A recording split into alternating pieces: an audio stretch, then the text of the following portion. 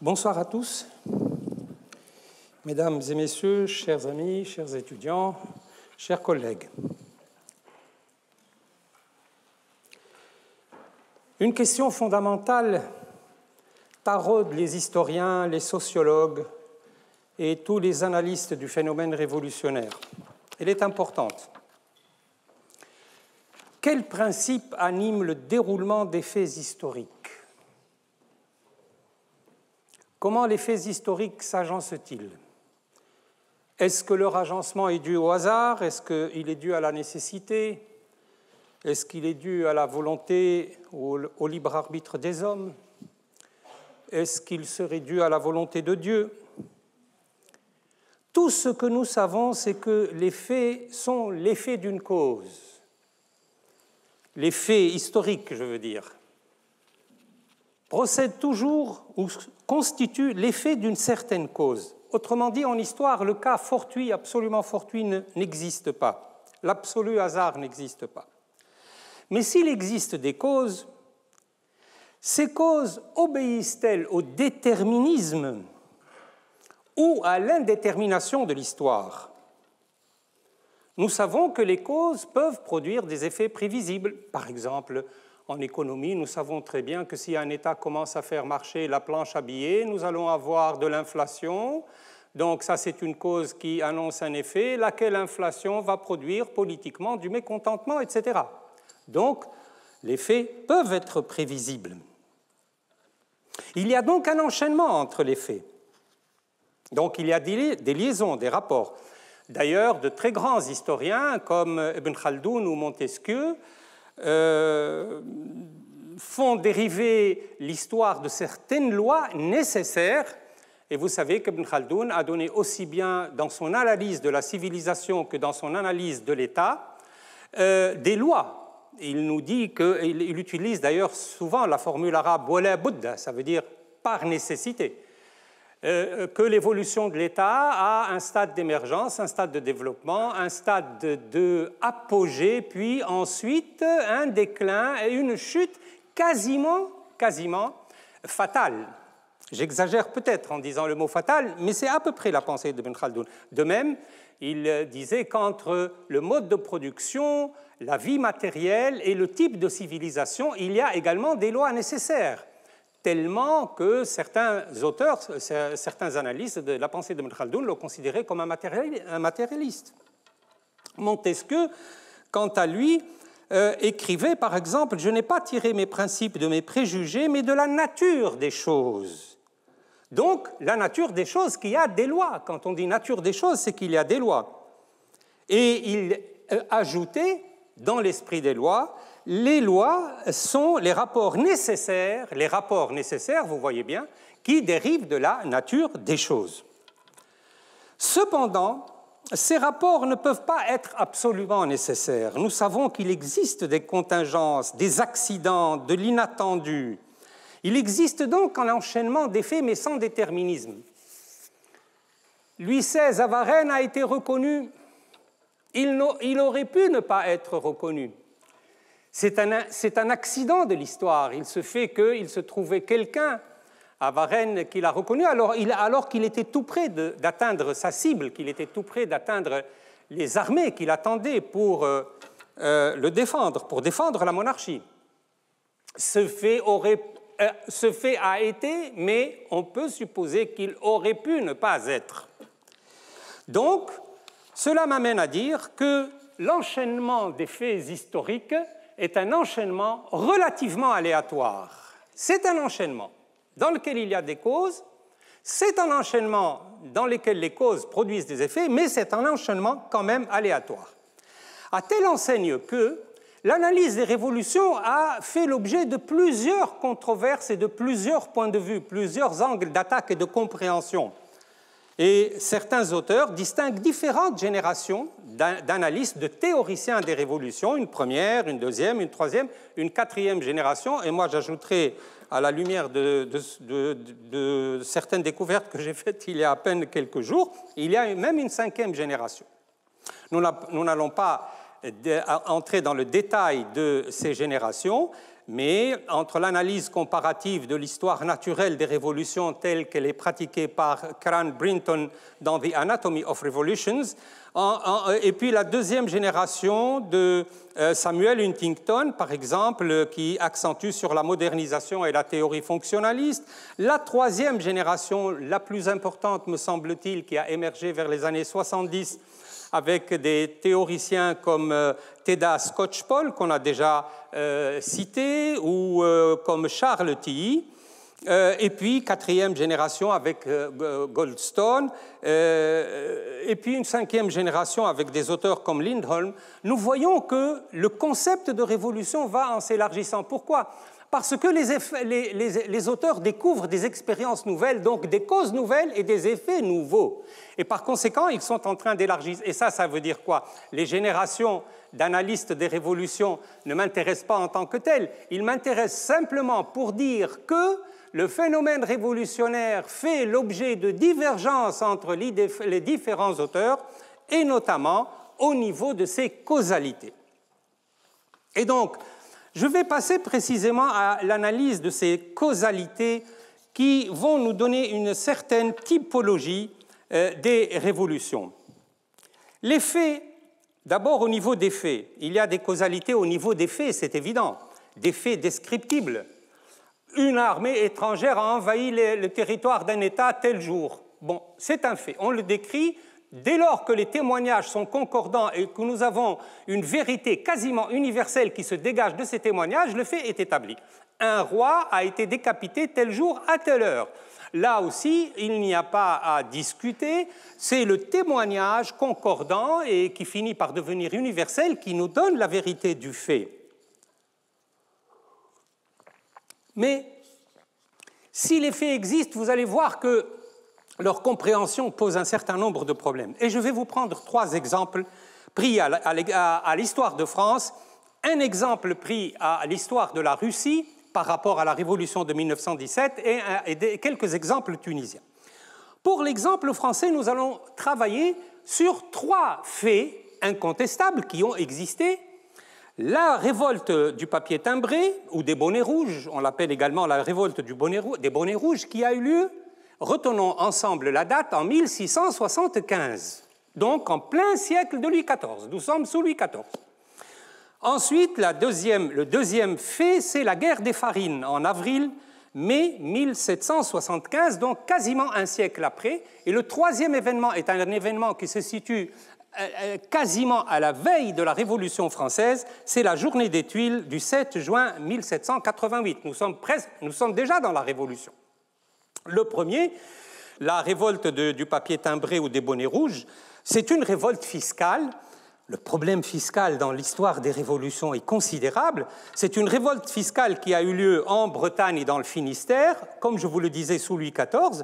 En fait, cette révolte n'est pas limitée uniquement au problème du timbre, au papier timbré, mais à d'autres impôts. C'est une révolte fiscale, au vrai sens du terme, d'autres impôts comme le champard, la dîme, la corvée, etc. Et également pour la représentation des paysans au pays, dans les états généraux des différentes provinces. Et ici, il s'agit de la représentation des paysans dans les états généraux de Bretagne. Les revendications de ces paysans ont été consignées dans des documents que les historiens connaissent très bien, on les appelle les codes paysans, qui sont un petit peu le prélude des fameuses doléances qu'on observera sur la Révolution française. Ce qui nous intéresse ici, c'est que déjà il y a une contestation de l'autorité royale, puisqu'on conteste l'impôt, et je vous répète, nous sommes au siècle de Louis XIV. Nous ne sommes pas sous Louis XVI, mais nous sommes sous Louis XIV, et nous savons quelle est la nature du régime politique sous Louis XIV. Mais déjà, malgré ce régime politique, il y a donc une contestation de l'autorité royale. La guerre des Farines, un siècle après, elle fait partie de ce qu'on appelle les révoltes frumentaires, provoquées par la hausse des prix céréaliers, la libération des échanges qui a été pratiquée par Turgot. Et alors on voit ces révoltés qui s'attaquent aux fermiers, qui pillent les boulangeries. Les boulangeries dans les révolutions sont toujours des cibles premières, n'est-ce pas, avec les commissariats, etc. Donc également des attaques contre les bars câblés. Et certains historiens ont considéré cette guerre des farines, appelée ainsi, comme un prélude de la Révolution française. Et enfin, le dernier élément, c'est la journée des Tuiles, le 7 juin 1788. Vraiment, nous sommes presque en pleine Révolution. Vous savez que ce qui s'est passé en 1788, en mai 1788, c'est que le droit de remontrance des parlements, qui étaient en fait des juridictions, des parlements d'Ancien Régime, ont été supprimés alors que Lamoignon était garde des Sceaux. Lamoignon, garde des Sceaux, c'est lui qui a conseillé à Louis XVI de supprimer les droits des parlements pour réaffirmer l'autorité royale. Et là, c'était trop tard. Lorsque les prérogatives du Parlement de Paris ont été touchées, tous les autres parlements se sont quasiment révoltés, en tout cas ont protesté, mais derrière les parlements, il y a eu également certaines agitations populaires. Ce fut le cas à Grenoble.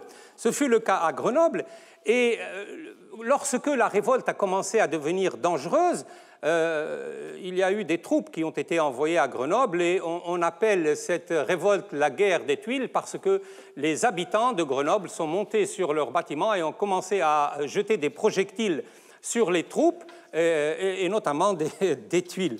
Mais le plus important à noter, c'est que malgré l'entrée des troupes, le Parlement de Grenoble s'est quand même réuni, de fait, au palais de Vizy à Grenoble et ont adressé un appel à ne pas payer l'impôt.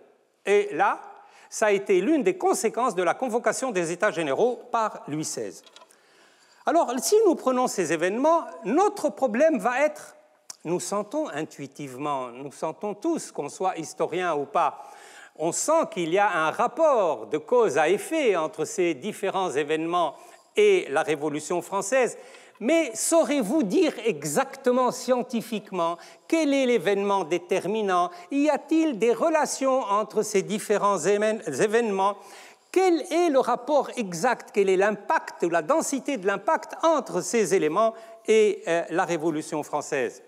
Et je voudrais vous rappeler quand même qu'un historien comme Jean Nicolas a recensé entre 1661 et 1789, donc presque entre la Fronde et la Révolution française, 8528 rébellions, 8528 rébellions.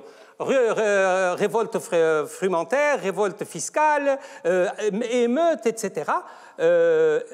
Dans ces 8528, il y a 1526 révoltes frumentaires. Toujours le problème des céréales, le problème des farines, omniprésent. Donc la France, quasiment, était dans un état quasiment permanent de rébellion entre la Fronde et la Révolution française.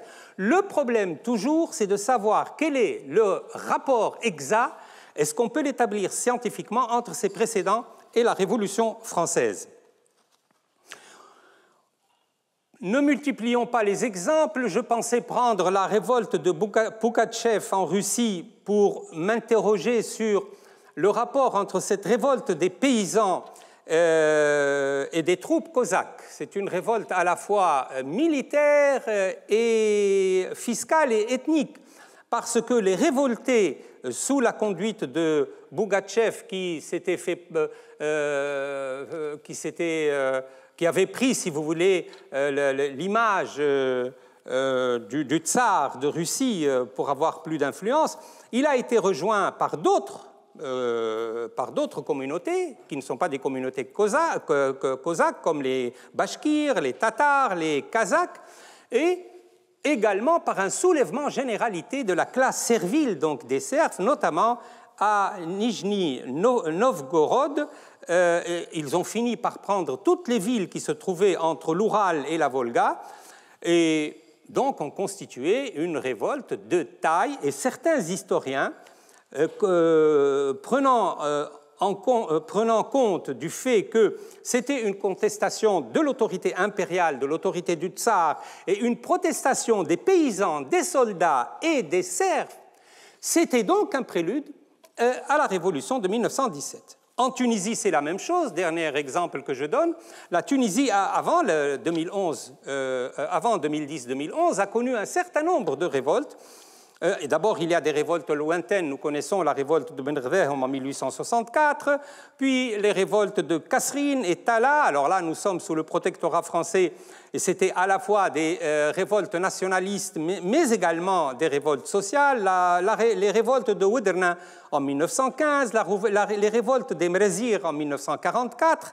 Et sur ces événements, nous avons les excellents travaux de Mouldi Lahmar, l'historien tunisien, et de Abdelhamid Hniya, qui nous donnent des éléments quantitatifs sur ces révoltes. Mais il y a également des révoltes plus proches de la révolution tunisienne. Il y a le 26 janvier 1978, le Jeudi noir, le fameux Jeudi noir, qui est la conséquence de la crise syndicale. Et puis ensuite, il y a eu les émeutes du pain, le 27 décembre 1983, qui se sont terminées le 3 janvier 1984, après un véritable carnage, n'est-ce pas, un véritable carnage.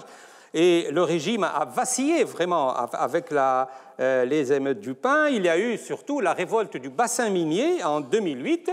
Et tout le monde est d'accord pour dire que ce sont tous les signes annonciateurs de la révolution de 2010-2011. Tous ces faits sont indiscutables. Je le répète, tous ces faits sont indiscutables. Le grand problème, c'est de savoir quels sont les rapports entre eux, les liaisons entre ces différents événements, et quel est le degré de leur impact ou l'intensité de leur impact sur l'événement majeur qui va se produire par la suite, qui est l'événement révolutionnaire proprement dit. Et c'est à ce moment-là, précisément, c'est au moment où nous posons cette question, que nous allons passer du niveau des faits au niveau de la pensée. Et nous allons maintenant entrer dans ce que François Furet appelle « penser la révolution ». François Furet, alors lui qui a pensé la révolution d'une manière toute personnelle, n'est-ce pas, un grand historien de français, et un grand historien de la Révolution également, mais qui avait des points de vue extrêmement personnels sur la Révolution. Donc c'est au moment où on entre dans l'acte de penser la Révolution qu'entre en jeu justement le jugement qualitatif, c'est-à-dire la qualification des faits selon des critères faisant eux-mêmes l'objet de divergences. C'est-à-dire, quelle est la part de l'État dans le déroulement des événements, quelle est la part des mouvements populaires, quelle est la part de l'armée, quelle est la part de l'administration, quels sont les conflits qui ont été les conflits générateurs, etc. C'est à ce moment-là, justement, que rien ne va plus. Et ces jugements qualitatifs, ces jugements d'appréciation vont s'imposer à deux niveaux. D'abord, au niveau de ce que j'appelle ici les théories générales, les théories des causes générales, ensuite l'interprétation de l'événement révolutionnaire lui-même. En effet, nous allons d'abord diverger, et les auteurs divergent énormément, sur la théorie des causes générales d'une révolution. Comme je vous l'ai dit tout à l'heure, s'il existe, comme on l'a vu précédemment, des générations de théories des révolutions, c'est parce que les causes ne sont pas justement gouvernées par des lois nécessaires, qu'elles demeurent voilées de mystères, qu'on peut diverger sur leur interprétation. Par conséquent, il faut choisir. Les causes des révolutions sont, en quelque sorte, le résultat de décisions. Il faut donc choisir tout en sachant que ce choix laisse la porte ouverte à d'autres théories des causes possibles. Personnellement, j'opte pour... Donc voilà, je choisis, il faut choisir. J'opte pour la théorie des causes générales qui a été présentée par James de Fronzo dans Revolutionary Movements in the World History de 1750 jusqu'au temps présent. En faisant la synthèse des travaux qui l'ont précédé, James de Fronzo affirme que les révolutions, leur cause principale, c'est la frustration de la masse atteignant le degré de la révolte urbaine ou de la révolte dans le monde rural. Ensuite, la dissidence d'une partie de l'élite par rapport au régime politique. Troisièmement, la montée de l'unification des ambitions de changement révolutionnaire. Quatrièmement, la crise du régime en place qui inhibe ou qui affaiblit sa capacité coercitive. Il y a révolution dès lors que l'État n'arrive plus à réprimer ou que sa répression devient inutile. Et enfin, un contexte international favorable. Donc, il y a une décision à prendre sur les causes générales d'une révolution, et s'il y a décision à prendre, c'est parce que le problème, justement, est un problème de décision intellectuelle, étant donné les variations des causes ou la divergence sur les causes. Mais surtout, il faut également donner l'interprétation de l'événement révolutionnaire lui-même. Et je fais appel encore à François Furet qui disait la chose suivante: il n'y a pas d'interprétation historique innocente et l'histoire qui s'écrit est encore dans l'histoire, est encore de l'histoire, dans Penser la Révolution. Et donc notre problème est de savoir qui définit une révolution. En réponse à cette question, je peux dire que le premier indice qui doit nous aider, c'est qu'une révolution peut se définir elle-même. Une révolution peut se définir elle-même par ses propres acteurs. Ce fut le cas de la Révolution française de 1789, ce fut le cas de la Révolution russe de 1917, des révolutions de Catalogne, de Valence, d'Aragon en 1936 en Espagne, de la Tunisie en 2010-2011, du Soudan en 2018-2019. Cependant, dans de nombreux cas, et là est notre problème, ce ne sont pas les acteurs qui définissent une révolution. Une révolution passe, je ne dirais pas inaperçue, mais elle n'est pas qualifiée par son propre temps, et donc c'est les historiens qui interviennent par la suite pour décider que tel événement est une révolution. Ce fut le cas de la Révolution anglaise, la première, n'est-ce pas, de 1640-1660, parce que la deuxième s'est qualifiée elle-même, mais ce sont les historiens, et notamment Martin Malia, qui qualifie, et qui dit d'ailleurs, que le drame anglais est aussi le premier soulèvement européen auquel feront référence les participants de toutes les révolutions suivantes. Cela devrait suffire à ce qu'on le qualifie de révolution. Donc la qualification n'était pas certaine, cela suffit à ce qu'on le considère comme une révolution. Et encore une fois, nous parlons de la première révolution anglaise ici, celle de 1640. Donc notre problème, c'est comment interpréter. L'interprétation de la Révolution française, c'est quelque chose de quasiment hallucinant. Nous avons des auteurs qui divisent la Révolution française en deux, une révolution démocratique, une révolution sociale. Et il y a d'autres auteurs qui divisent la Révolution française, et c'est le cas de Malia d'ailleurs, c'est le cas de Charles Malia, Charles Tilly, qui divise la Révolution française en quatre révolutions, entre 1789 et 1799. Mais il y a plus loin un auteur comme Jean-Clément Martin, qui a écrit une nouvelle histoire de la Révolution française, distingue 4 révolutions dans la progression de la Révolution française. Une première période, 1770, vous avez vu, 1770. Vous voyez jusqu'où vont les extensions de nos interprétations. Une première période qui va de 1770 à 1789, qu'il appelle la révolution par le haut. Et effectivement, n'oublions pas que Louis XV et Louis XVI ont tenté des réformes grandioses d'ordre fiscal, d'ordre judiciaire, d'ordre administratif, d'ordre économique, pour maintenir l'équilibre de cette société. Et donc, je crois que Jean-Clément Martin n'a pas tort quand il dit une révolution par le haut, c'est effectivement une révolution qui est initiée par l'État à partir de 1770. Une deuxième période, 1789-1792, c'est la révolution libérale. Une troisième période qui va de 92 à 94, c'est la révolution républicaine, dit-il. Et enfin, nous terminons par, en quelque sorte, ce qu'il appelle la révolution confisquée, avec le coup d'État du 18 Brumaire et ensuite l'installation de l'Empire. Par conséquent, tous ces auteurs, Tocqueville, Mathiez, Soboul, François Furet, Vincent Pénon, etc., divergent et donnent des interprétations de chacun de la Révolution française. Que penser de la Révolution russe de 1905 ? Est-elle une révolution ou est-elle un événement qui n'est pas révolutionnaire?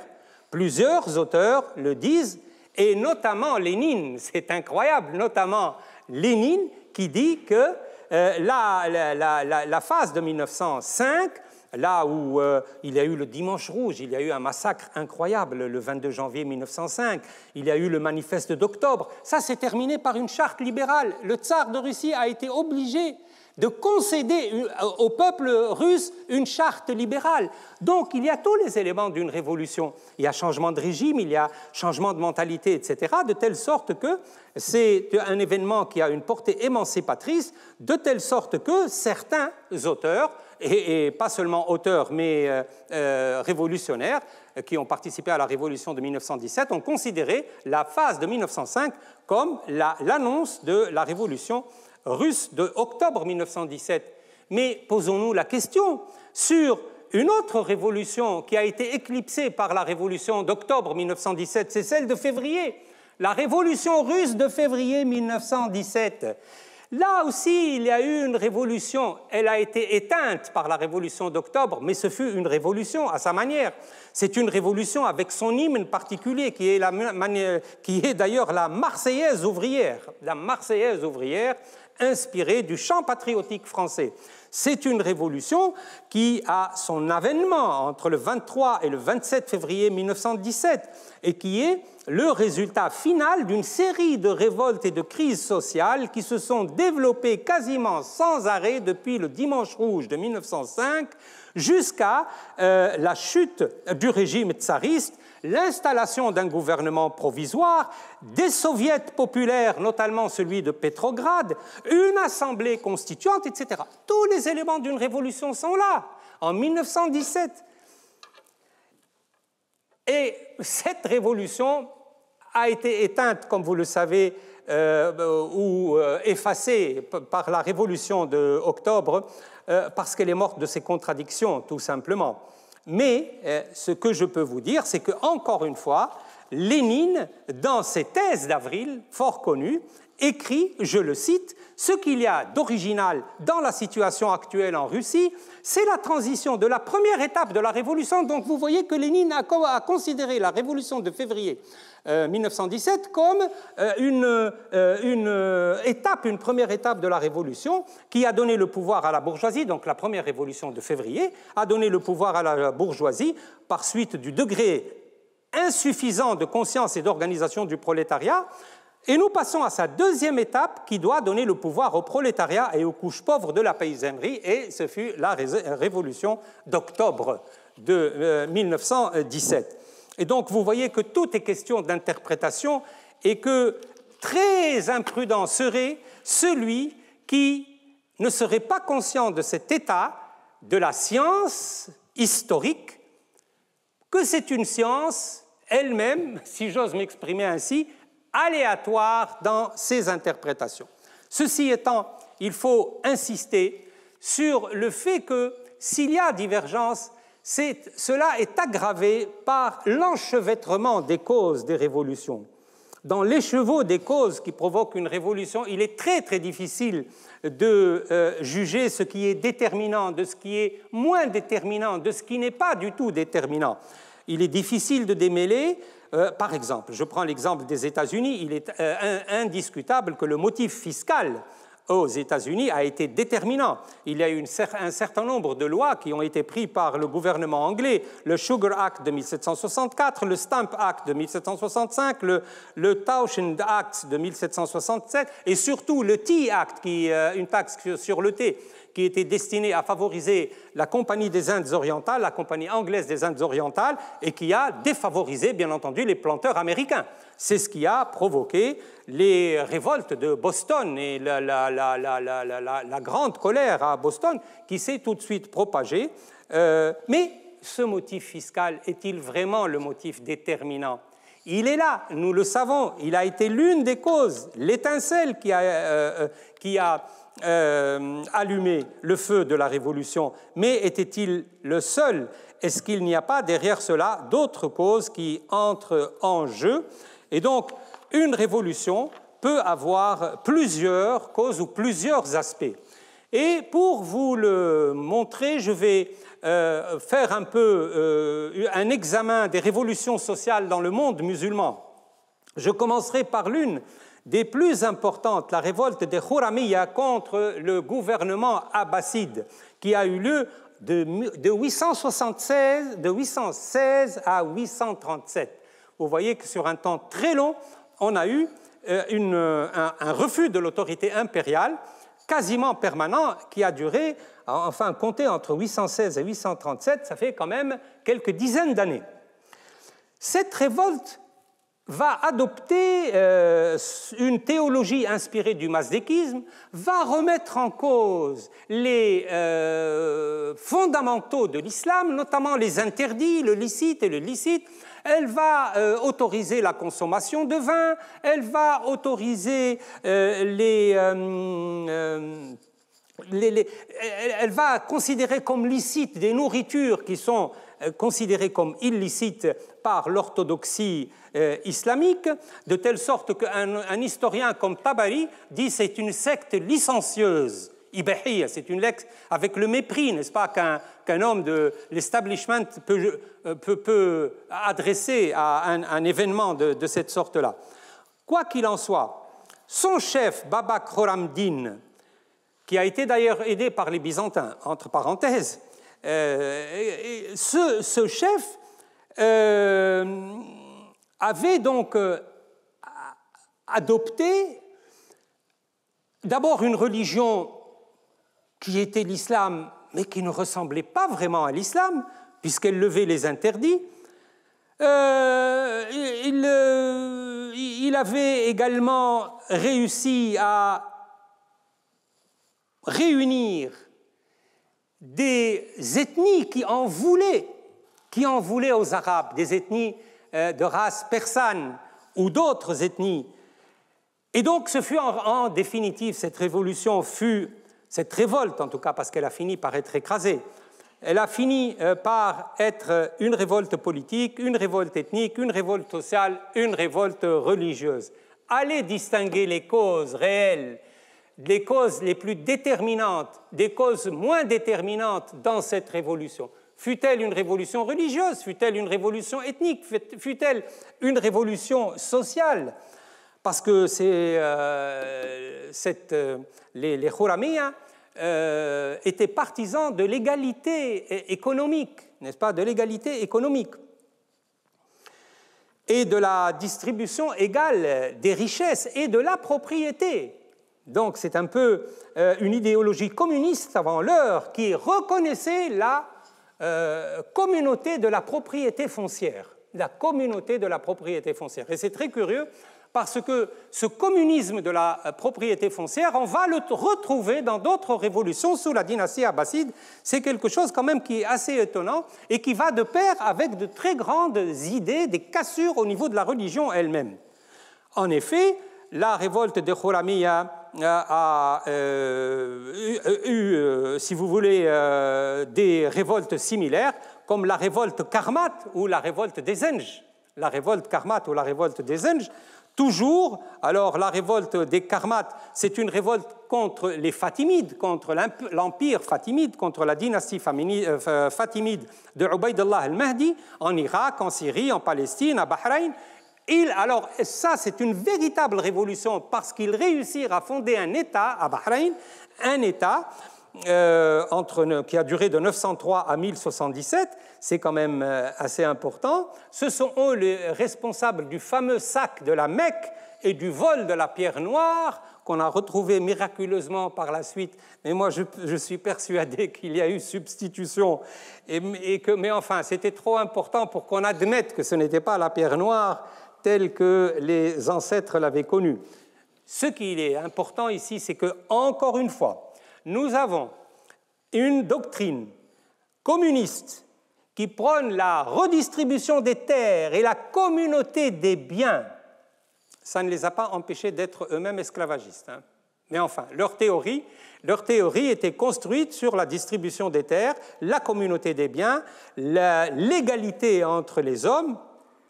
D'ailleurs, ils ont fermé les mosquées à Bahreïn. Ils ont, d'après lui, Massignon, été la source de cette grande légende des trois imposteurs, ce qui est une qui est une légende anti-religieuse, parce qu'elle considère Moïse, Jésus et Mahomet comme trois imposteurs. Il paraît, mais d'après Massignon, ce n'est pas tout à fait sûr, certains historiens contestent cette version de Massignon. Mais Massignon a été un très grand auteur, un immense auteur, une encyclopédie vivante, et il faut prendre au sérieux ce qu'il dit. Il dit bien que les Karmates auraient été la source de trois imposteurs. La révolte des Zenj, même chose. Nous retrouvons ici une révolte contre les Abbassides. En arabe, la révolte des Zenj veut dire la révolte des Noirs. La révolte des Noirs. En fait, les gens se trompent énormément. Ce ne fut pas vraiment une révolution absolument raciale, des Noirs contre les Blancs, des Noirs contre les Arabes ou les Perses. Non, parce que c'est vrai qu'elle a commencé par une révolte des esclaves noirs dans les marais salants du Irak, de Basra, je veux dire. Mais ce ne fut pas une révolution exclusivement raciale, parce qu'elle a été rejointe par la suite par des gens, par des hommes libres et par des hommes qui n'étaient pas de race noire, mais ça a fini par être une révolution interraciale qui a envahi les régions, ou plutôt qui s'est instaurée dans les régions de Basra et de Al-Ahwaz en Iran, Basra en Irak et Al-Ahwaz en Iran. Par conséquent, les causes, encore une fois, grand problème d'interprétation. J'ai un auteur magnifique, n'est-ce pas, David Burke, qui a consacré un ouvrage réellement encyclopédique et d'un intérêt incontestable, qui a fait une étude historique des révolutions paysannes et des révolutions fiscales dans le monde entier. Dans tous les continents de la planète, en Inde, dans l'Empire ottoman, en Allemagne, en Autriche, en Suisse, en France, pour montrer que la question fiscale est le centre du problème révolutionnaire. Et pour donner un seul exemple, je reviendrai encore une fois à l'histoire de la civilisation islamique pour citer les révoltes anatoliennes, ces révoltes qu'on appelle les révoltes anatoliennes, qui ont traversé les 16e et les 17e siècles sous l'Empire ottoman, à commencer par les révoltes turkmènes des Selali à partir du règne du sultan Selim Ier et jusqu'au règne du sultan Mourad IV. Ces révoltes furent déclenchées en 1519 à cause de l'augmentation de la pression fiscale des titulaires des timars. Les titulaires des timars, c'était un peu les seigneurs titulaires de concessions foncières qui ont augmenté sur les paysans, enfin qui ont commis des abus fiscaux. Et ces révoltes se sont poursuivies sur tout le règne de l'empereur Soliman le Magnifique, avec la révolte de Kalender Chalabi, qui fut réprimée et vaincue par les troupes du grand vizir Ibrahim Pacha. Par conséquent, encore une fois, les causes. Nous savons que l'excès de pouvoir, la dictature, le totalitarisme, la pression fiscale, l'affaiblissement de l'État, l'injustice sont toutes des causes qui expliquent les révolutions. Et on se tromperait si on disait que telle cause est plus déterminante que d'autres. En fin de parcours, nous voyons que ni les révoltes ni les révolutions n'ont une seule cause. Toutes ces causes reviennent soit à un problème d'égalité entre les hommes, soit un problème de liberté, ou les deux ensemble. C'est-à-dire, on revient toujours à la dignité de l'homme. Je l'ai déjà dit dans le cours inaugural, la révolution dans l'histoire me semble soulever un grand problème moral, et donc c'est la réalisation de l'éthique concrètement dans le déroulement de l'histoire.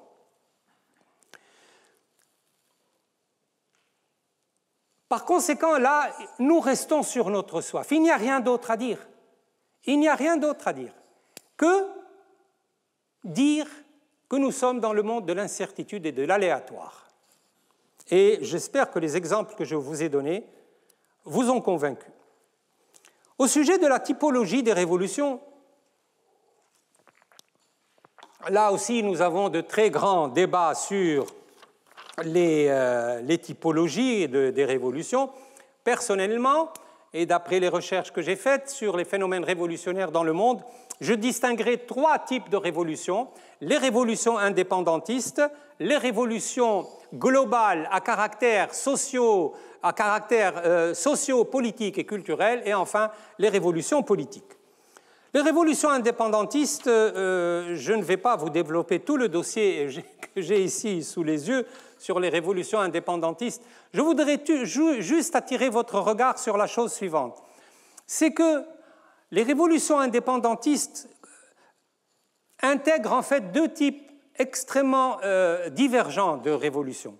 Je distinguerai les révolutions indépendantistes qui s'inscrivent dans une sorte de conflit civil entre une nation souche et une nation dérivée, comme ce fut le cas de la révolution de l'indépendance américaine, ou comme ce fut le cas des révolutions, des très nombreuses révolutions en Amérique latine, que ce soit contre le Portugal ou contre l'Espagne.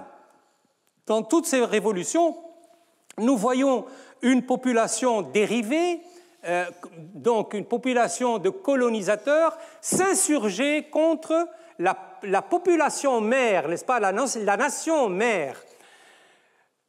Et dans ces révolutions, il n'y a pas de problème identitaire. Les Américains n'ont jamais prétendu avoir une identité spécifique qu'ils vont opposer à l'Angleterre. Ce qu'ils revendiquent, c'est l'égalité. Ce qu'ils réprouvent, c'est l'injustice, c'est la taxation, c'est les abus de pouvoir de l'armée anglaise, les tuniques rouges, etc., qui ont fini par produire un certain degré de mécontentement qui a fini par la déclaration d'indépendance des 13 colonies américaines. Et je peux dire exactement la même chose pour les révolutions de l'Amérique latine, que ce soit en Argentine, que ce soit au Brésil, que ce soit au Mexique. D'ailleurs, je vous dirais qu'entre parenthèses, j'allais dire l'auteur de ces révolutions, non, je veux dire le déclencheur de ces révolutions, c'est lorsque Napoléon a envahi l'Espagne et a détruit la monarchie espagnole pour nommer son frère à la tête. Donc, le fait que la monarchie espagnole s'écroule a fait que les colonies espagnoles se sont révoltées contre l'Espagne parce qu'ils sentaient très bien que la famille royale était hors d'usage, si vous voulez, pendant tout ce temps. Et c'est à ce moment-là que se sont déclenchées les révolutions indépendantistes d'Amérique latine. C'est également le cas du Mexique, qui a connu 2 révolutions majeures, celle de 1810, qui fut une révolution indépendantiste au sens strict du terme, et celle de 1910, qui fut plutôt une révolution politique et sociale. Pour nuancer ce propos des révolutions à l'intérieur, ce qui constitue en quelque sorte des guerres civiles entre une nation mère et une nation fille, je voudrais faire intervenir Bon, c'est pas moi. Je voudrais faire intervenir Bolivar. Bolivar, justement, qui va beaucoup relativiser ce que je viens de vous dire. Bolivar, en effet, dont l'histoire révolutionnaire est fort connue, mais définissait la guerre entre le Venezuela et l'Espagne, non pas comme une guerre civile d'une colonie par rapport à la couronne, mais comme une guerre qui, si vous voulez, oppose une nation à une nation étrangère. Il disait ceci: nous ne sommes pas des Européens. Pourtant, il l'était bien. Mais il le disait, je le cite ici, c'est dans le manifeste de Carthagène du 15 décembre 1812. Bolivar a dit ceci: nous ne sommes pas des Européens, nous ne sommes pas des Indiens, mais une espèce moyenne parmi les aborigènes et les Espagnols. Autrement dit, dans l'esprit du Libertador, les guerres d'indépendance n'étaient pas exactement des guerres à l'intérieur de la même race, de la même religion ou de la même culture, et les patriotes d'Amérique latine ne se considéraient pas tellement comme des Européens, et parfois leur cri de ralliement était « mort aux Blancs ». C'est très curieux, « mort aux Blancs ». C'est très paradoxal parce qu'ils étaient eux-mêmes blancs et descendaient de la souche de leurs producteurs qui étaient soit des Espagnols, soit des Portugais. Mais cette guerre fut sanglante, n'est-ce pas? quand ils disent mort au blanc, là, ce n'est pas des paroles en l'air. Bolivar, qui a mené cette campagne qu'on appelle la campagne admirable, qui sur le plan militaire est réellement un miracle, il va faire adopter un décret qu'il appelle le décret de la guerre à mort contre les Espagnols. Et le décret de la guerre à mort contre les Espagnols, vous savez ce que ça veut dire? Ça veut dire que cette guerre n'obéit pas aux lois conventionnelles de la guerre. Parce que Bolivar était un soldat, c'était un officier supérieur. D'ailleurs, presque tous les révolutionnaires sud-américains étaient des soldats. Mais ce qu'il veut dire par là, dans ce décret, c'est qu'il n'y a pas de quartier. Nous ne respectons pas les lois de la guerre. Nous attaquons les civils, nous bombardons les villes. C'est ce que ça veut dire. Et vous savez où Simon Bolivar a appris cela? Il l'a appris en Haïti, auprès du président Alexandre Pétion, qu'il a connu. Et lorsqu'il est revenu au Venezuela, il a d'abord proclamé l'affranchissement des esclaves en 1816 pour les intégrer dans son armée, ce qui donna à la guerre d'indépendance une marque nationaliste et ethniciste plus accentuée contre les Espagnols. Je vous rappelle que le général haïtien Dessalines, qui avait exposé les principes de la guerre à mort, les avait exposés à Francisco de Miranda, le héros de l'indépendance du Venezuela, le 5 juillet 1811. Voilà pour les révolutions, disons, à l'intérieur d'une même nation, mais avec cette relativisation de l'idée grâce à ce que dit Bolivar et grâce à ce que fut exactement les guerres de libération contre les Espagnols et les Portugais. À côté de cela, bien entendu, il y a les révolutions indépendantistes qui sont véritablement des révolutions identitaires, c'est-à-dire d'une nation qui est tombée sous la colonisation et qui défend son identité contre la colonisation, quelle que soit la nature de cette colonisation, que ce soit une colonisation sous forme d'intégration totale du territoire conquis au territoire conquérant, que ce soit une colonisation sous forme de dominion, de condominion ou de protectorat, c'est égal. Des États comme la Grèce, comme l'Irlande, c'est très très important l'Irlande. Malheureusement, je n'aurai pas le temps de détailler la révolution irlandaise, parce qu'elle est trop complexe et elle a trop duré sur le temps. Ce que je veux dire, c'est que cette révolution irlandaise a énormément influencé d'autres révolutions, et l'une des plus grandes d'entre elles, qui est la révolution indépendantiste indienne. L'entourage du Mahatma Gandhi et du Parti du Congrès indien se sont fort bien documentés sur la révolution irlandaise. Ils ont été en contact avec les révolutionnaires irlandais, et nous savons que la révolution indienne a été une révolution, disons, un point de départ fondamental, n'est-ce pas, une rampe de lancement pour toutes les révolutions indépendantistes dans le monde entier, c'est-à-dire la révolution indépendantiste vietnamienne, la révolution indépendantiste algérienne et les révolutions indépendantistes africaines. Il y a eu, non pas vraiment un effet de contagion, mais avec l'accélération de l'histoire et la mondialisation des moyens de communication, cette idée de la révolution indépendantiste, en fait, elle est passée de l'Irlande à l'Inde, de l'Inde à l'Asie du Sud-Est et notamment au Vietnam. Et je me souviens, quand j'étais tout jeune, le mot que j'entendais alors que je ne comprenais pas de quoi on parlait, c'est le mot Dien Bien Phu qui revenait tout le temps à la radio. Ce fut la date, si vous voulez, fatidique, qui sera suivie par la révolution algérienne et par la suite les révolutions africaines, incarné par les figures de Bourguiba, de Gandhi, de Ho Chi Minh, de Sukarno, etc.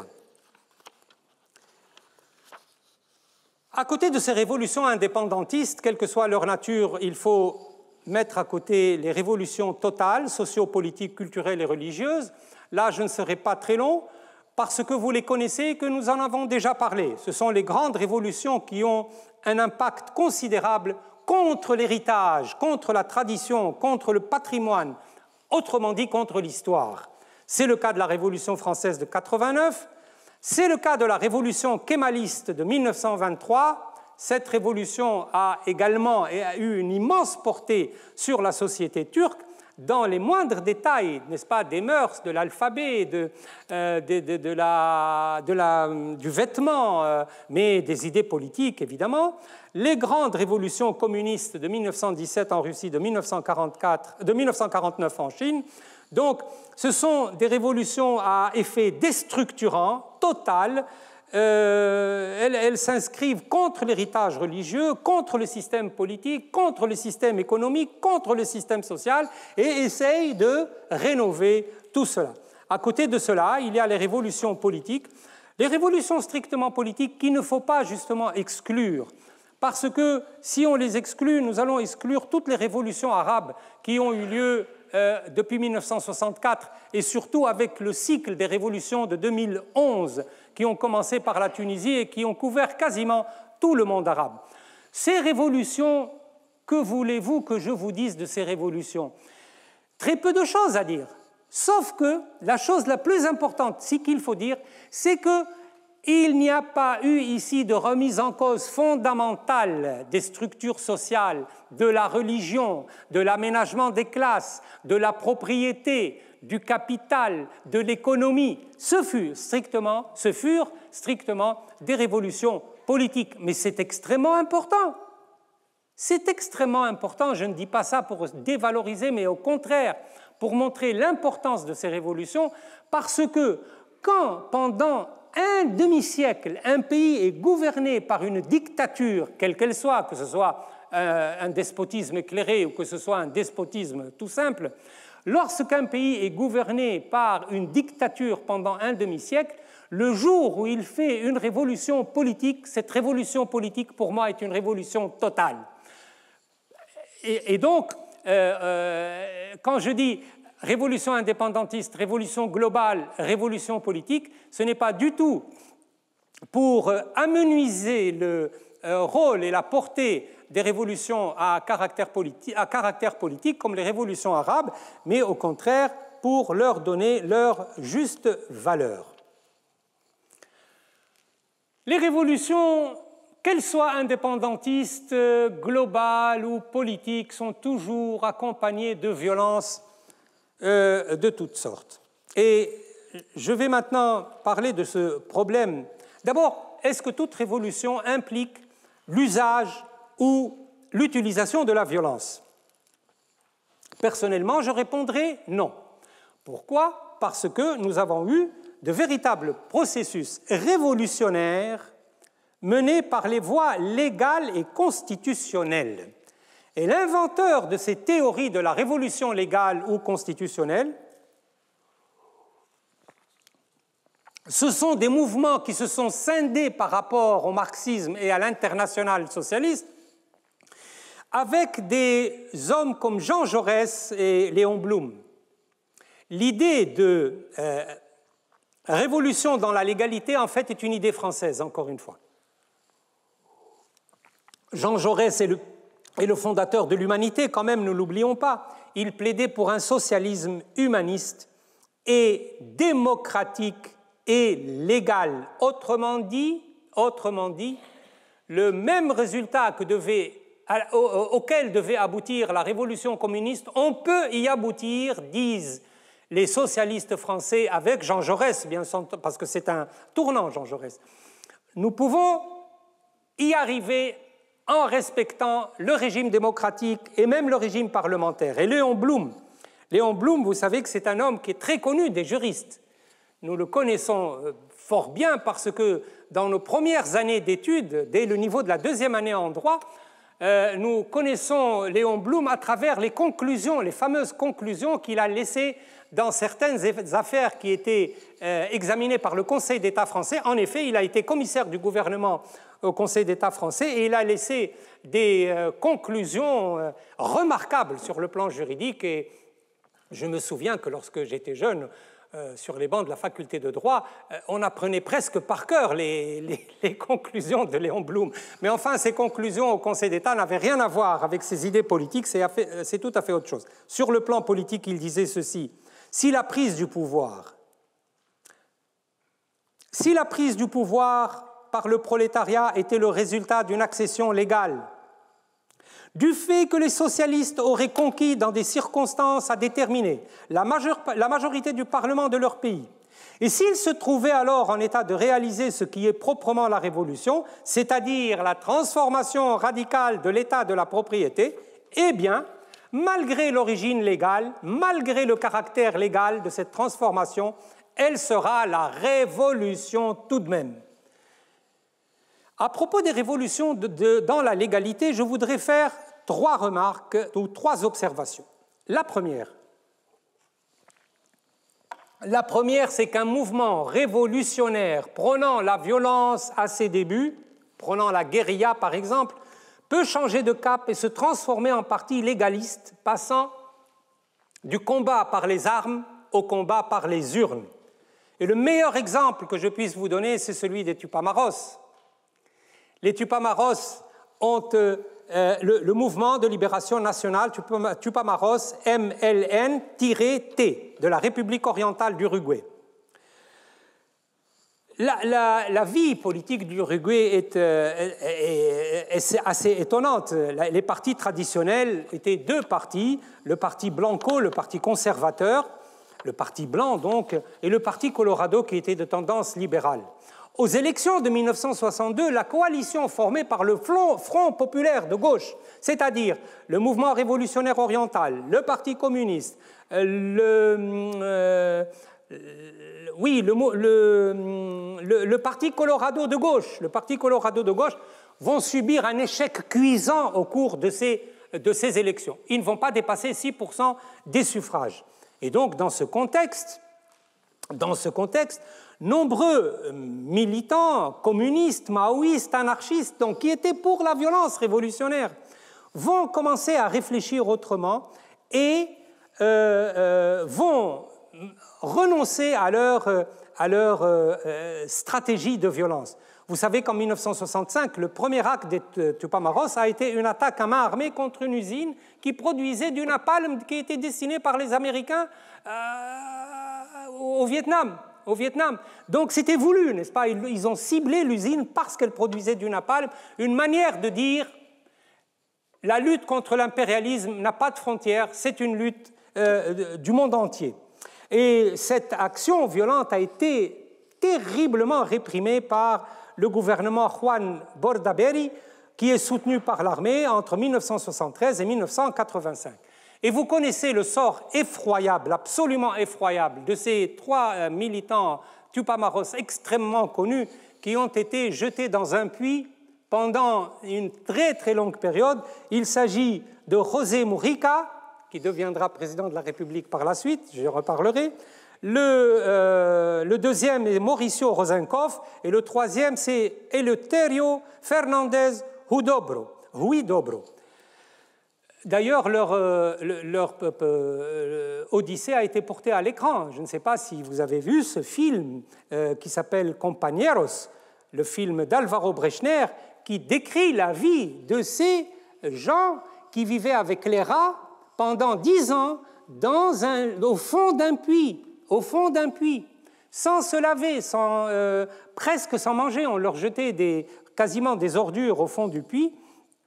Donc il y a eu des assassinats, il y a eu ce sort affreux, et notamment de José Mujica, Il y a eu l'opération Condor, qui a été une opération internationale menée par plusieurs États de l'Amérique latine, c'est-à-dire Pinochet, Videla, c'est-à-dire l'Argentine, la Bolivie, le Brésil, le Paraguay, l'Uruguay, aidés par les Américains, évidemment, aidés par les Américains.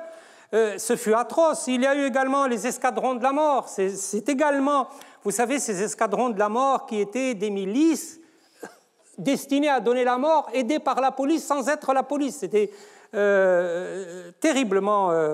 Bref, toute cette répression a fini par provoquer des luttes internes au sein même de l'armée. Ils avaient tellement dépassé les limites de la violence et des crimes contre l'humanité que ça a fini par provoquer des scissions au sein même de l'armée, et il y a eu un projet de révision constitutionnelle qui a été rejeté, initié par l'armée, qui a été rejeté par le référendum par 57,2% des voix.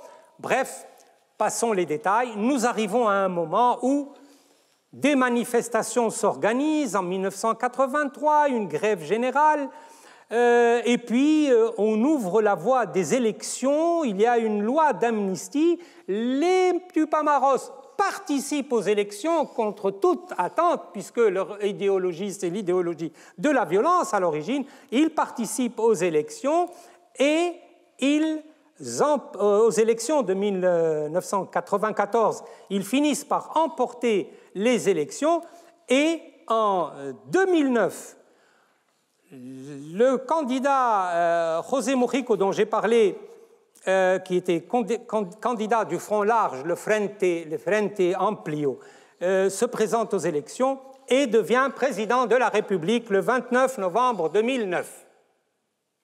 C'est fabuleux, n'est-ce pas, quand on voit cet homme. Alors aujourd'hui, il est dans son pays, mais il mène une vie d'homme austère, n'est-ce pas? C'est un homme qui est d'une simplicité extraordinaire. Moi, je le considère, je vous le dis, je le considère réellement comme le Nelson Mandela de l'Amérique latine.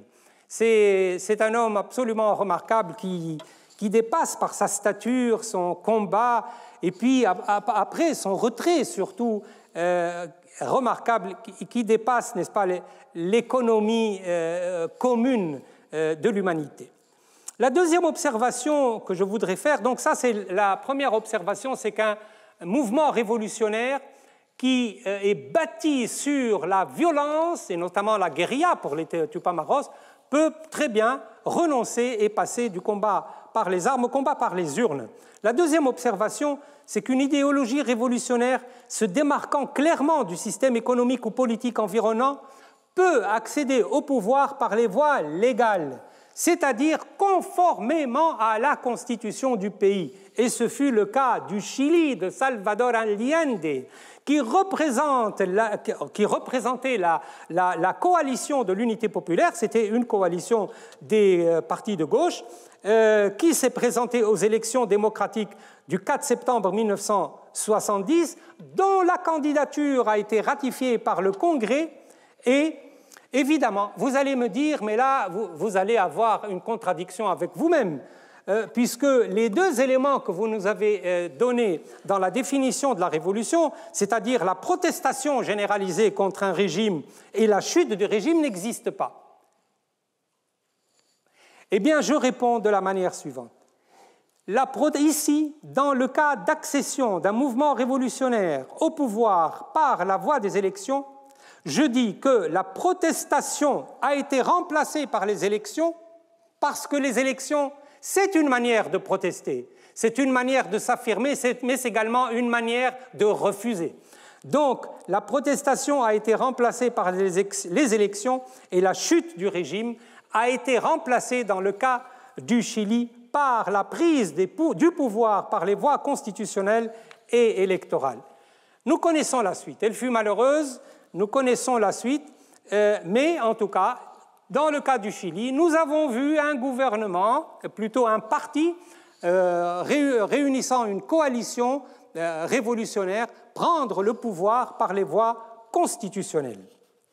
Et puis ensuite, cette expérience s'est étendue plus tard à d'autres cas en Amérique latine, notamment avec la révolution bolivarienne au Venezuela sous la conduite de Hugo Chavez, qui est également un militaire de carrière, mais qui accéda au pouvoir par les élections du 6 décembre 1998 et qui fut par la suite vainqueur du référendum révocatoire de 2004 et qui remporta par la suite les élections de 2006 et de 2012.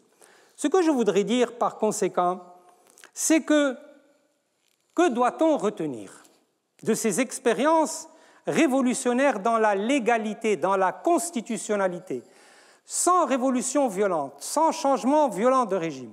Moi, je pense que ce qu'il faut retenir, c'est que la prise du pouvoir par la voie démocratique électorale par des forces politiques socialistes comme en Argentine, au Chili, au Venezuela, en Colombie, en Équateur, en Uruguay, c'est que l'idée de révolution est en quelque sorte en train de se diluer dans le concept de démocratie.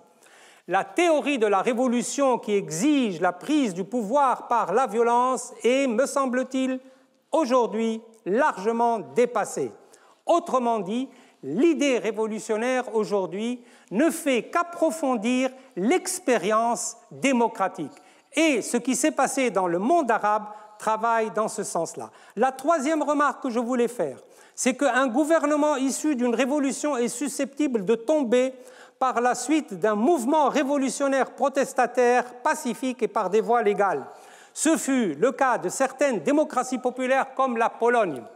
En gros, et je m'éloigne de mes détails pour synthétiser en quelques mots cette question, en gros, le régime communiste a été installé par les soviétiques en Pologne. En Pologne, il y a eu une résistance. Il y a eu une résistance, comme toutes les résistances qui se sont développées en Europe. Il y a eu torture, il y a eu combat contre les armées allemandes. Mais lorsque la fin de la guerre s'est rapprochée, l'Union soviétique n'est pas allée porter secours aux résistants qui étaient envahis par les Allemands, ce qui a permis aux Allemands de les écraser carrément. Et le gouvernement républicain polonais est allé se réfugier et il est resté officiellement jusqu'à ce que, après le combat de Solidarnosc et l'élection de Lech Wałęsa à la présidence de la République, le président du gouvernement polonais en exil, qui a fait sa carrière en exil pendant toute la durée du régime communiste, après la victoire de Lech Wałęsa, aille remettre les clés du pouvoir à Lech Wałęsa pour signifier en quelque sorte qu'il n'y a pas eu de rupture entre le gouvernement républicain polonais en exil et le nouveau gouvernement polonais présidé par Lech Wałęsa après le grand combat de Solidarnosc, après les émeutes de Gdansk, pas les émeutes, les grèves de Gdansk, etc. C'est fabuleux de voir cette cérémonie de la remise des clés en quelque sorte, comme si le régime communiste n'avait pas existé. Donc, il existe des révolutions pacifiques, il existe des révolutions légales, mais je crois qu'il reste encore à dire un mot sur la théorie des violences révolutionnaires. Ces violences révolutionnaires, nous les connaissons, elles existent encore. Nous les voyons se développer aujourd'hui sous nos yeux, en particulier dans le monde arabe, en particulier au Soudan, où un coup d'État militaire vient d'avoir lieu il y a quelques semaines auparavant, mais où la classe, ou plutôt les citoyens continuent de lutter pour réclamer ce qu'ils appellent un État civil. Les formes de violence dans les périodes révolutionnaires sont extrêmement diversifiées. La première forme de violence, c'est celle de la répression anti-révolutionnaire. C'est qu'un gouvernement contesté utilise la violence pour démolir ou pour assurer sa victoire sur les révolutionnaires. Ce fut le cas en Égypte de Moubarak, ce fut le cas de Ben Ali au cours des 29 jours de la révolution tunisienne, ce fut le cas de Ali Abdallah Salah au Yémen, ce fut le cas de Bachar el-Assad, évidemment, en Syrie, mais les violences anti-révolutionnaires, tous les pays les connaissent. La répression anti-révolutionnaire, en effet, peut être payante. Il en est ainsi de la répression par le général Cavaignac des révoltes ouvrières de juin 1848, ou encore lors de la reprise de Paris par les Versaillais, de cette horrible semaine sanglante du 21 au 28 mai 1871, qui mit fin à la Commune de Paris. La Commune de Paris, si on y réfléchit bien, fut une véritable révolution, puisqu'on installa un gouvernement parisien, contre un gouvernement versaillais. Mais le gouvernement versaillais avait la France de son côté, et la France surtout voulait retrouver ses forces tranquilles, voulait retrouver sa tranquillité. La Commune de Paris était trop en avance sur son temps, si vous voulez, pour qu'elle réussisse, ce qui a permis cette semaine sanglante qui mit fin à la Commune de Paris avec des milliers de morts qui furent... il y a eu des morts de l'autre côté également. Ce que je voulais dire de la Commune de Paris, pour l'inscrire dans l'histoire des révolutions, c'est qu'elle a repris tous les grands thèmes de la Révolution française, y compris le calendrier. Et par conséquent, la violence officielle anti-révolutionnaire utilise tous les moyens. Elle est prodigieusement inventive, les stratégies anti-insurrectionnelles, les milices paramilitaires, la dispersion des mouvements de foule, des mouvements pacifiques de foule par la violence militaire, la torture, le bannissement, les exécutions extrajudiciaires, les disparitions forcées, les assassinats ciblés, les procès fabriqués, les tribunaux révolutionnaires, etc., etc. Les aveux sous la torture, les purges. Bon, il nous faudrait beaucoup de temps pour faire le catalogue de la répression anti-révolutionnaire. Nous n'avons qu'à tourner l'œil un petit peu du côté du général Pinochet pour qu'on comprenne un peu ce qu'est la violence anti-révolutionnaire. La deuxième forme de violence est ce que j'appelle la militance révolutionnaire. Car si les révolutionnaires sont attachés au principe de l'utilisation de la violence à des fins révolutionnaires, il est évident que ça va être également très sanglant de leur côté. Et parmi les grands symboles de la violence révolutionnaire, il faut citer ici les journées historiques de déclenchement de la révolution algérienne du 1er novembre 1954, qu'on appelle la Toussaint rouge.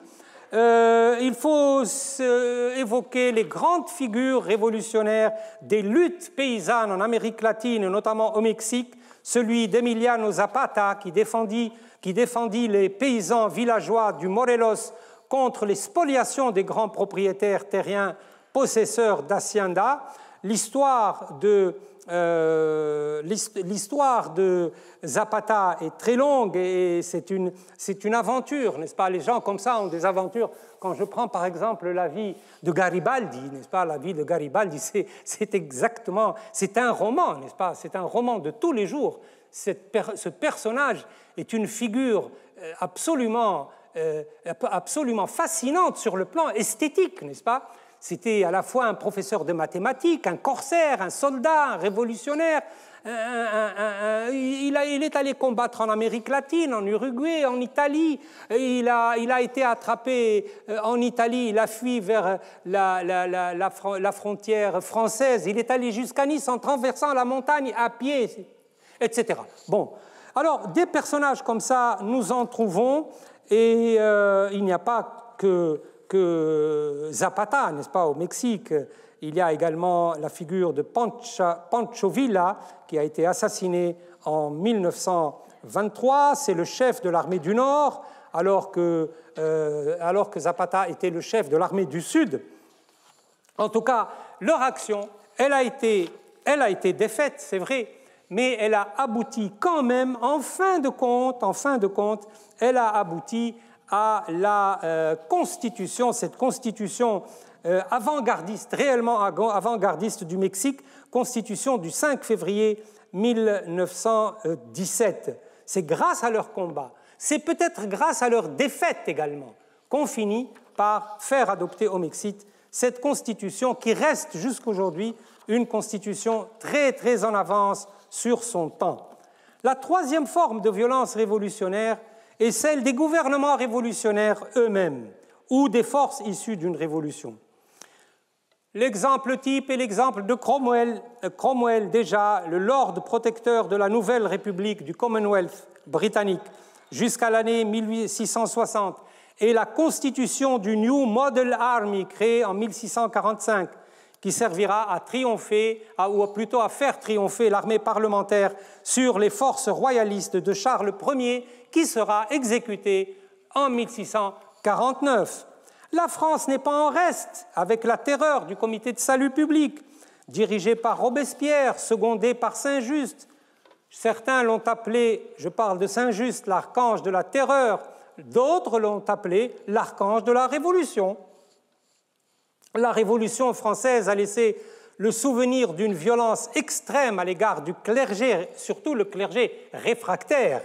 Et le clergé réfractaire, qui a donc refusé de prêter serment de fidélité à la constitution civile du clergé, votée par l'Assemblée nationale constituante le 7 juillet 1790, paiera très cher cette résistance à la constitution civile du clergé. Toujours à titre d'exemple, citons l'exécution de la famille impériale russe en juillet 1918. Est-ce que c'était une violence nécessaire? Est-ce que cela rentrait vraiment dans le combat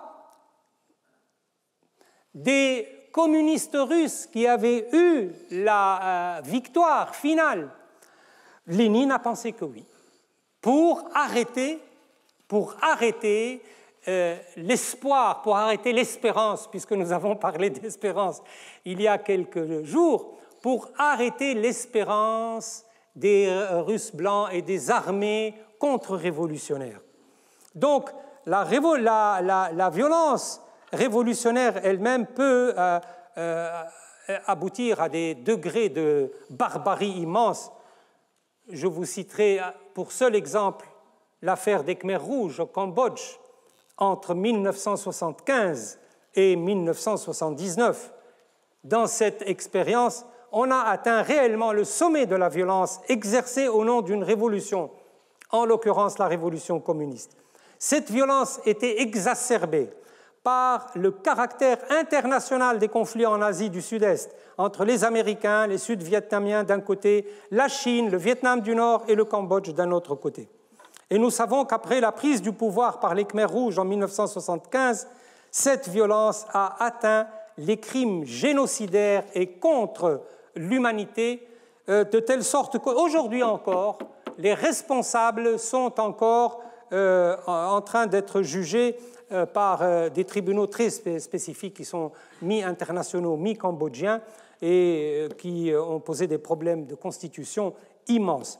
Je vous citerai un seul chiffre, c'est que dans ce cas, sur une population avoisinant les 8 millions d'habitants, le gouvernement du Kampuchéa démocratique sous la direction de Pol Pot, le frère numéro 1, de Khieu Samphan, le frère numéro 2, et de Ieng Sary, le frère numéro 3, a causé la mort de 1 700 000 personnes. Et ça, ce chiffre, je le tiens d'un ami que j'ai rencontré à Marseille, qui est spécialisé dans l'affaire cambodgienne, c'est Ben Kirnan, dont j'ai eu la chance de suivre les conférences à l'IMERA à Marseille, qui m'a donné ce chiffre et qui m'a indiqué d'ailleurs ses sources. Et c'est un historien très, très spécialisé dans les affaires du Sud-Est asiatique et en particulier de l'affaire du Kampuchéa démocratique, puisqu'il est l'un des conseillers des tribunaux spéciaux cambodgiens pour le jugement des auteurs de crimes de guerre. Enfin, la dernière forme de violence en période de révolution est celle des guerres civiles qui peuvent atteindre, qui peuvent intervenir avant, pendant ou après la révolution, ou pendant. Ce fut le cas, par exemple, de la Saint-Barthélemy en France, en 1572, de la révolte des Camisards en 1702-1704, de la guerre de Vendée en 1793-1796, des Versaillais et des Communards en 1871, de la guerre civile en Russie entre les armées blanches et l'armée rouge, de la longue guerre civile en Chine de 1927 à 1929, mais je crois que la reine de ces guerres civiles, peut-être la plus esthétique et historique à la fois, ce fut la Révolution espagnole, la guerre civile espagnole, parce que là, nous avons vu les deux phénomènes aller ensemble, la guerre civile et la Révolution espagnole qui se sont développées donc en même temps. L'histoire de l'islam a commencé avec des violences, n'est-ce pas?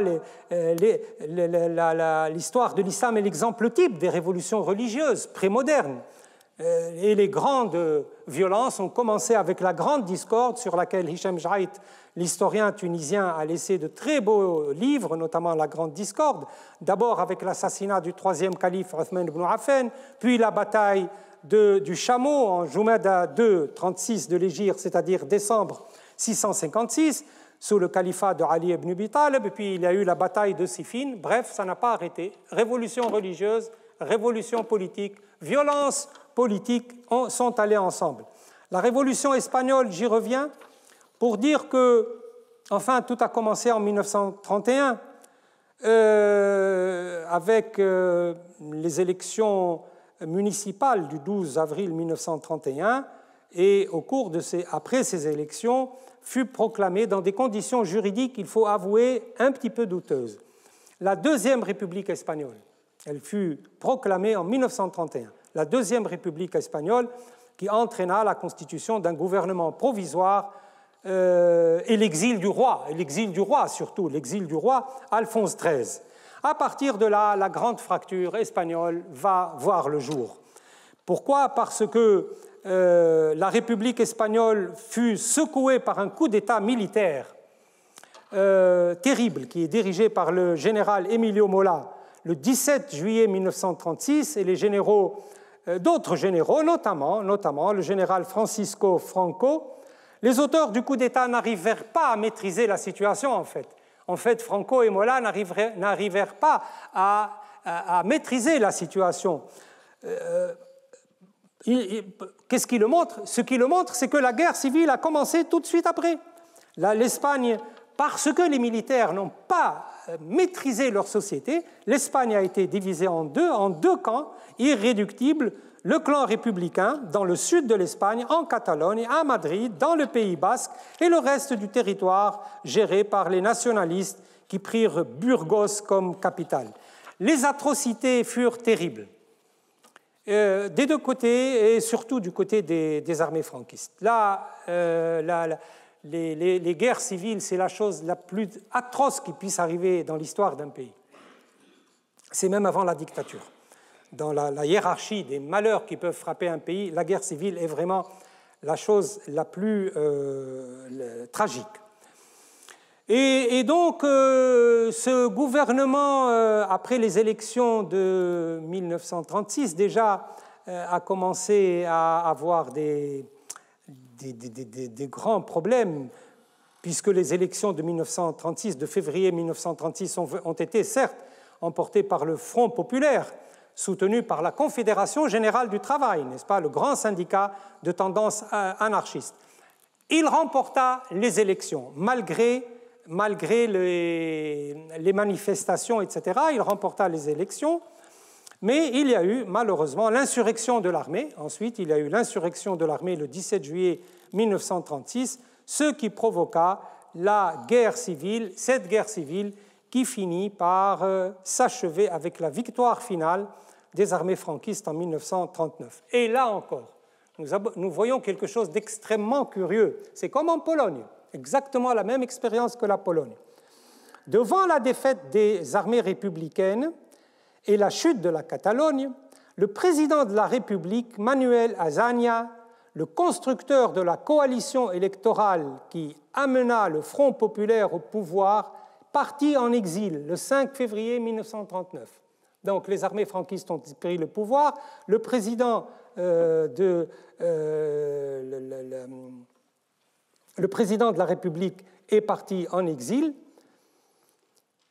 mais le gouvernement républicain en exil, comme le gouvernement républicain de la Pologne, fut reconnu comme le représentant légitime de l'Espagne par un certain nombre d'États, par plusieurs États, d'abord presque tous les États communistes. Il ne fut dissous, ce gouvernement provisoire en exil, qu'en 1977, après le retour de la démocratie en Espagne et la mort de Franco. C'est fabuleux, n'est-ce pas? L'histoire c'est comme si ce gouvernement, c'est comme si le gouvernement militaire de Franco était une parenthèse pour ces gens-là. C'est-à-dire que nous avons vu les représentants du gouvernement républicain espagnol en exil venir remettre le pouvoir à la nouvelle autorité démocratique espagnole.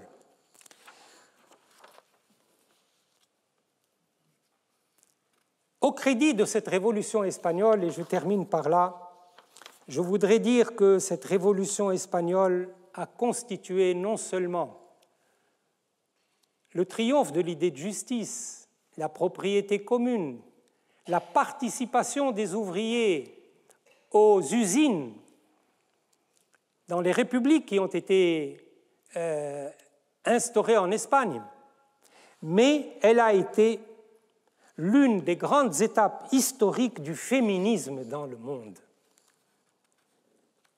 Elle fut à la fois, oui, il y a eu le mouvement des Mujeres Libres, vous voyez un mouvement féministe qui s'est développé, qui a défendu le droit à la contraception, l'avortement, qui a remis en cause l'institution du mariage, la défense du mariage libre, etc., etc., des idées qui, à l'époque, pouvaient paraître comme des idées incompréhensibles.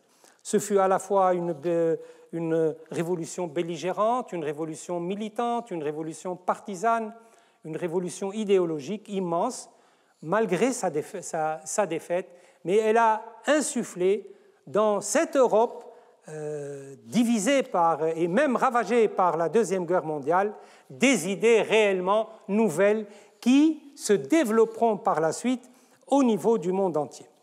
Je ne vous parlerai pas de la guerre internationale, je crois que j'ai trop parlé, parce qu'effectivement, parmi les violences dans les contextes révolutionnaires, il y a la guerre internationale.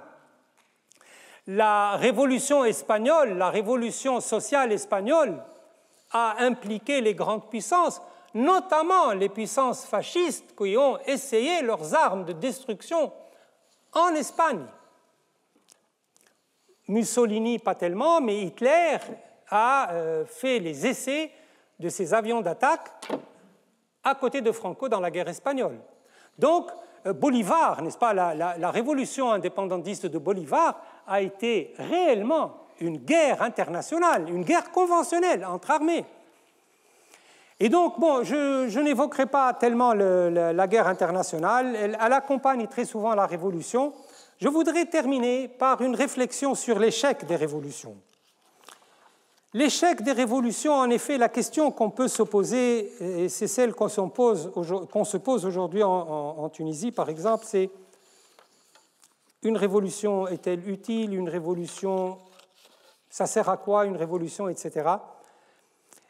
La réponse que je voudrais donner, c'est la suivante, c'est que les révolutions aboutissent très rarement, pour ne pas dire jamais, à des réalisations immédiates.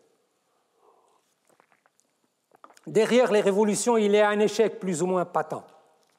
Une révolution se caractérise par ce qu'elle laisse pour les générations futures, ce qu'elle lègue en mémoire, plutôt que par ses réalisations immédiates. Dois-je vous donner des exemples? Je pense qu'il est inutile, les exemples sont très nombreux. La plupart des révolutions finissent par le déchirement social, par la défaite, par la guerre civile ou par la contre-révolution, tout simplement. Et nous pouvons être frappés par le fait que les révolutions communistes, si grandioses au moment de leur émergence, aient été totalement éliminés, et si vite éliminés de la scène internationale. Les révolutions arabes de l'année 2011 débouchèrent sur des guerres civiles, sur la déliquescence de l'État en Syrie, en Libye, au Yémen. La révolution tunisienne est en train de, sous nos yeux, de s'engloutir dans le blocage des institutions, l'éclatement de l'État, le désespoir d'une majorité de la population, jusqu'à ce que nous eûmes droit à notre 18 Brumaire le 25 juillet 2021, sans que derrière ce 18 Brumaire, nous ayons notre Napoléon. Je vous remercie.